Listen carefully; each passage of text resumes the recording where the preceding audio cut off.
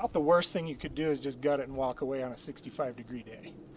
It just doesn't work. What we'll show you now is how to leave the evidence on the inside of the thigh here. So all you need to do is to get one of these testicles out of here, and it stays attached to the inside of the thigh here. And I'll show you how to do that right now. What I like to do is to just kind of come in here, and all you need is to get one. And so you skin that part down and get that one testicle to come out of there like this. On a cow, it's going to be a little different, obviously, so you can watch some of my other segments on saving the evidence, on learning how to do the cow. So this is where you want to split that testicle, and you're going to make some cuts right through and keep a lot of this fat and stuff right on the side of that. And you can see his penis here rolls through right in front, and that goes right through the crotch. And you want to kind of roll up alongside that, and you can kind of see where I'm opening up there, and keep this side of this testicle hanging here, okay? Because that's the part that you're going to end up leaving attached. But we're going to do that once we start to take that quarter off. So keep cutting in here all the way up to that anus alongside the penis there, and you get inside here, and you're going to start to cut into the meat. You can kind of see where I'm starting to cut through that meat right to the pelvis in between the thighs. And you come right around the side here, leaving this part hanging here, and you just kind of keep working up, and you can see where that meat separates out underneath here, and all of this is going to stay attached. What we have to do, guys, is we have to move the hook, the rope now, down to below the hock area. And the way we do that is to just go ahead and lift on the quarter, pull the rope to where it unlocks that rope, and unhook it. We'll wrap it around the whole thing. You don't have to go through the hole here. It'll just kind of suck that all up. And we'll go ahead and get that pulled up to where it locks pretty tight, and we can reposition this. Now sometimes I like to unlock and shorten one of those top tubes right now to where it's a little bit shorter to work with. Even though there's no weight on it, it can just sit there, and we can have a little bit more ability to position this more plumb when you shorten up one of those tubes on that side. So now we're going to stretch this out this way and see if we can't stretch this back and open up the flank here. Now we've opened up the flank area so we can get in here and start cutting through. You know, see how I've cut through that part right there. It's just sinew there that you're cutting through. No meat that you're cutting through at all, up to the point of the hip. You feel the point of the hip, and that's where you go to. And keep cutting in right there. So when you open this up, you'll feel the point of that hip. You can come to the back side of the animal with it and start working that meat off of the point of that hip.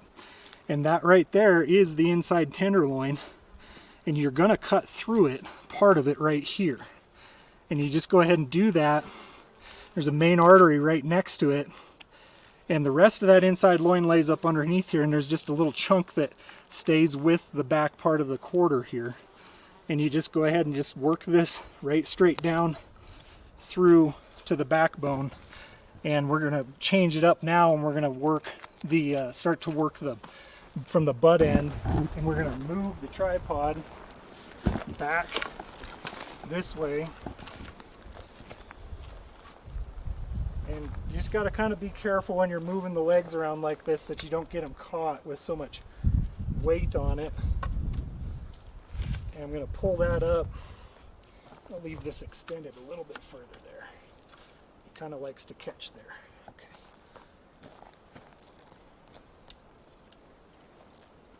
And now we have it pulled up pretty tight back here in the back half. And we'll come back here, and you keep opening this up right alongside the penis again. There's a point right here, and there's another point that's up here that you're going to find You're going to stay to the outside of those. Follow that bone. You want to kind of follow and shave off as much of that as you can. And now we're going to work right down the top of the spine here, or the tail. And that's the back of the hip that you just opened up right there. So we're going to come back down around here. It's kind of like you got to work with it just a little bit. And it's kind of cumbersome to deal with this testicle here. So sometimes what I like to do is come through here, and there's a little main artery right here that you can kind of pull through and get it hooked right there. And that's a great way to keep that up out of the way. Expose this ball socket in here a little bit more. And there is a couple arteries that you really need to watch because they can be full of blood right there. And what you want to do is keep following that hip around until you see that ball socket, and you can see how it's starting to cut free from that. We'll come in here and find that spot where we cut through that meat, following the hip from that other point. Now you can work the back side of that ball socket off, and you'll feel the point of that hip bone goes up to the flank point. Okay, and we're going to stand it up a little higher.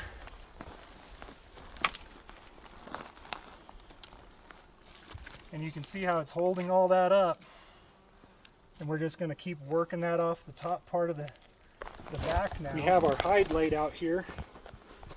And one thing that I want to mention now is if you're going to debone this quarter, you want to leave the bottom part attached to the tip right down here, so that it's not swinging on the tripod. Now I have this whole thing loose from the carcass, and we're going to lift it up a little bit higher.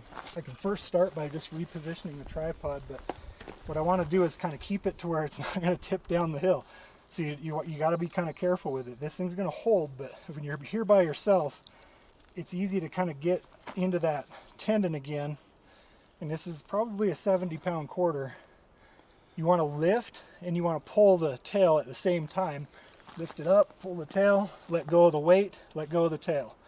And it locks it there for you. Now we got a lot of room to either get our game bag pulled on, or what we're going to do next is we're going to wrap it with some meat wrap.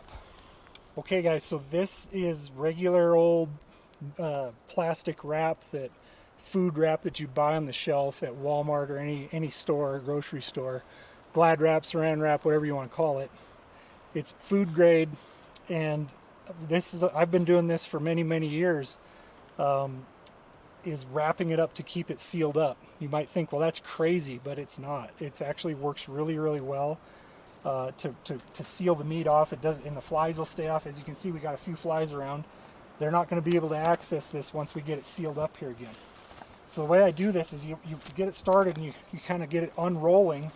And I like to just get it stuck here and unroll it, and I like to go down around the bottom here, and you can kind of see how that works, unrolling it like this. And I guess a meat bag or a game bag obviously is a lot faster than this, and does the same thing, but eventually it dries out really bad. And that's what I've hated about game bags, is they all dry out. The meat dries out so bad. See what I'm doing there is mainly going down and around the bottom in kind of a crisscross motion, and you just kind of go around, back down, and it's kind of imperative to get it down around this bottom as much as possible, and then go around the side. And you can kind of come up here and get it around right below where we have it hooked, and that seals up, it sticks to it really nice. And you go around it about 20 times or so, and it seems to be enough.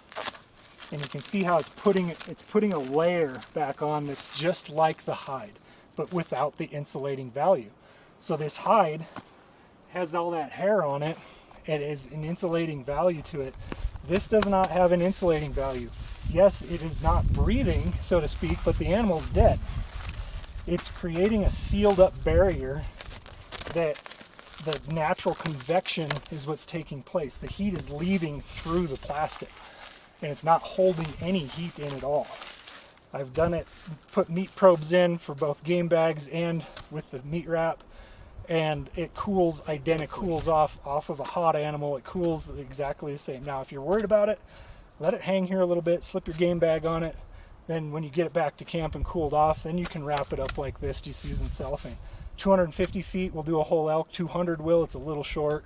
300, you got plenty. So now we have the carcass tag on here. It's on there with the evidence of sex on the same quarter. That's technically the way you're supposed to do it. That's how we like to do it. You tuck it in underneath a piece of meat wrap, or you stick it in the game bag. However, it's starting to rain here now, so we're going to have to hurry, but I'm going to show you how to get this off of here. What I like to try to do is lift up this quarter, pull on the tail, and let it come back down through so that line loosens up. And now you can grab a hold of it, unhook that rope, and you got this free to go lay it down up.